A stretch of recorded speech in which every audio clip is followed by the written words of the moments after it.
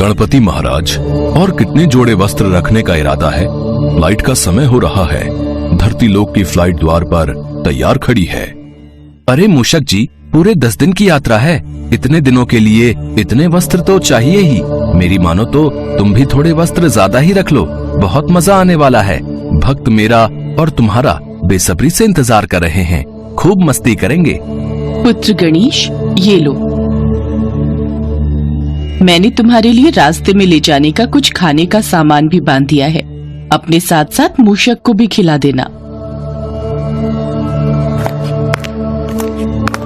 तैयार हो गया मेरा पुत्र। अच्छे से जाना, सब भक्तों पर खूब कृपा बरसाना। ठीक है, कोई भी भक्त निराश ना हो, सबकी इच्छा पूरी करना। भैया गणेश, अपना ख्याल रखना और शीघ्र लौटना। हम सबको आपकी याद आएगी। मुझे भी आप सबकी बहुत याद आएगी। मैं 10 दिन बाद लौट आऊंगा। भगवान गणेश अपनी सवारी मूषक के साथ फ्लाइट में बैठ जाते हैं, जो कि कैलाश के द्वार पर ही खड़ी थी। माता पार्वती थोड़ी भावुक हो गई थी, पर वो जानती थी कि गणेश चतुर्थी उत्सव है तो पुत्र गणेश को धरती लोक पर भक्तों के बीच 10 दिन के लिए रहना ही होगा।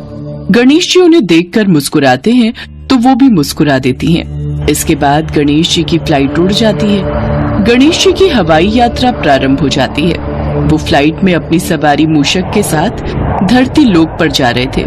सभी देवी देवता भी उन्हें विदा करते हुए उन पर फूलों की वर्षा कर रहे थे। कुछ समय बाद भगवान गणेश की फ्लाइट एक मैदान में रुकती है। गणेश महाराज, क्या पृथ्वी लोक आ गया? हाँ मूषक जी, अपनी निद्रा को त्यागो और उठो। हम धरती लोक पर पहुंच गए हैं। चलो, अब हम धरती लोक पर हर भक्त के घर जाएंगे, पर इस रूप में नहीं। हम अपना रूप बदल कर जाएंगे। जल्दी से सुंदर वस्त्रों में तैयार हो जाओ। इस बार हम 2 बड़े सेठ बनकर अपने भक्तों के घर जाएंगे। जो आज्ञा गणेश महाराज। मैं फिर तो बढ़िया वस्त्र पहन लेता हूँ, आप भी पहन लो। इसके बाद गणेश जी और मूषक दोनों अमीर सेठों की वेशभूषा में आ गए। गले में सुंदर माला, कुर्ता, धोती, सर पर पगड़ी। वे दोनों बहुत ही सुंदर लग रहे थे और देखने में किसी बड़े घराने के सेठ लग रहे थे। महाराज, कितना भव्य नजारा है। जगह जगह पंडाल सजे हैं। हम दोनों का तो बहुत ही भव्य स्वागत हो रहा है। मूषक जी, यही तो मैं देख रहा हूँ। सब मेरे स्वागत के लिए कितनी तैयारी कर रहे हैं। हर वर्ष इन भक्तों का यही प्रेम तो मुझे धरती लोक पर खींच लाता है और मैं दौड़ा दौड़ा चला आता हूँ।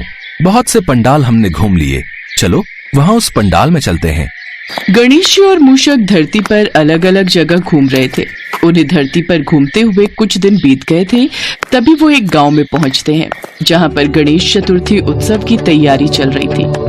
उस गांव का जमींदार बहुत ही खड़ूस था। वो गरीबों को पंडाल में जाने की अनुमति नहीं देता था। इस कारण गांव के कुछ गरीब बहुत ही दुखी थे। जमींदार साहब, बच्चे बहुत दिनों से गणेश जी के दर्शन करना चाहते हैं। बस थोड़ी देर हम उन्हें दर्शन करवाकर पंडाल से बाहर आ जाएंगे। हाँ जमींदार साहब, बच्चों का बहुत मन है। पंडाल में खूब तैयारी चल रही है। बच्चों का भी मन है कि वो गणेश चतुर्थी उत्सव का आनंद लें। बस बच्चों को थोड़ी देर दर्शन करने दो, आपकी बड़ी मेहरबानी होगी। ये पंडाल तुम जैसे गरीब भिखारियों के लिए नहीं खुला है। यहाँ पर सिर्फ अमीर सेठ ही दर्शन कर सकते हैं, समझे? चलो जाओ यहाँ से। इन सबको पंडाल के सामने से हटा दो। सारी शो खराब कर रहे हैं। जमींदार साहब, वो देखिए, सामने 2 बड़े सेठ आते हुए दिखाई दे रहे हैं। लगता है इस गांव में पहली बार आए हैं। हाँ। अरे, तू देख क्या रहा है?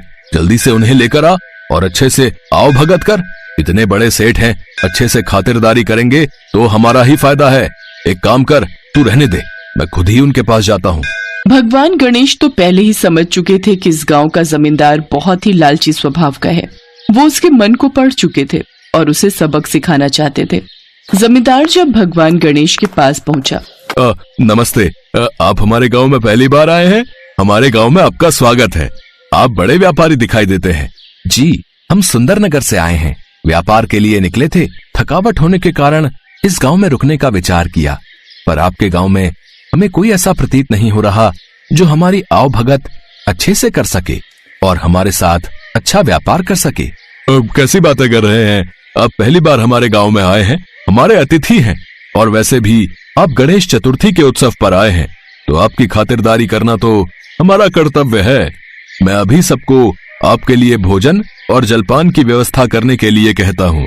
आइए, आप वहाँ पंडाल में उच्च स्थान पर बैठिए। गांव का जमींदार लालची था। वो भगवान गणेश की खातिरदारी इसलिए कर रहा था ताकि उसे अच्छा व्यापार मिल सके। भगवान गणेश और मूषक तो मन ही मन हंस रहे थे। वे दोनों पंडाल में आसन पर बैठ जाते हैं। कुछ ही देर में उन दोनों के आगे ढेरों पकवान परोसे जाते हैं। बस फिर क्या था, भगवान गणेश और मूषक को पता था कि उन्हें क्या लीला रचनी है। वो जल्दी जल्दी सारे पकवान खा गए।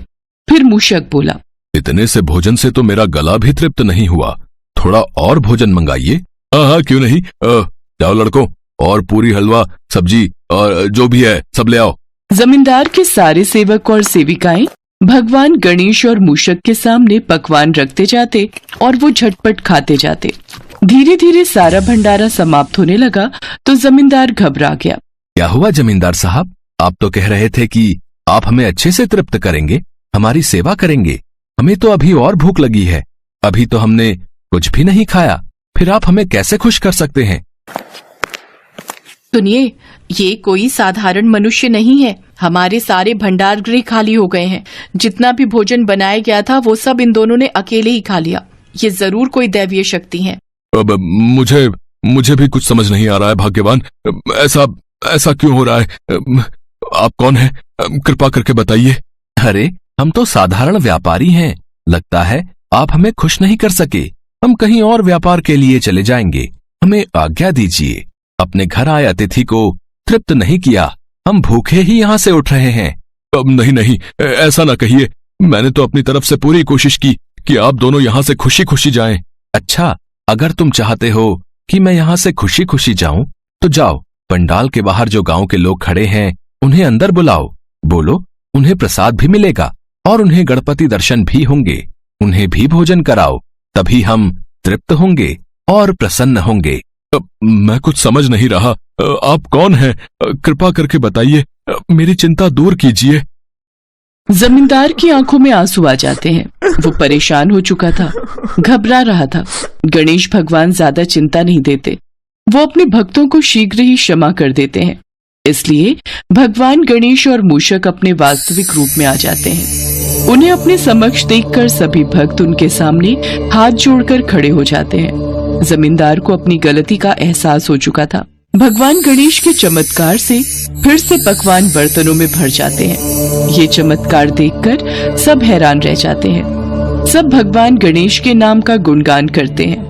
जमींदार और उसकी पत्नी मिलकर सभी गांव वालों को भोजन कराते हैं और सभी गांव वालों को भगवान गणेश के दर्शन का सौभाग्य प्राप्त होता है। भगवान गणेश सभी गांव वालों को आशीर्वाद देते हैं और इसके पश्चात वे अपनी सवारी मूषक के साथ वहां से अंतर्ध्यान हो जाते हैं।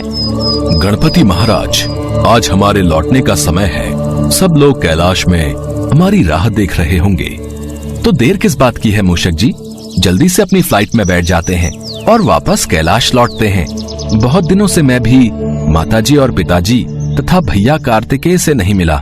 देखो, कितने सारे मोदक और लड्डू का प्रसाद भी है। कैलाश पहुंचकर हम सब मिलकर एक साथ खाएंगे।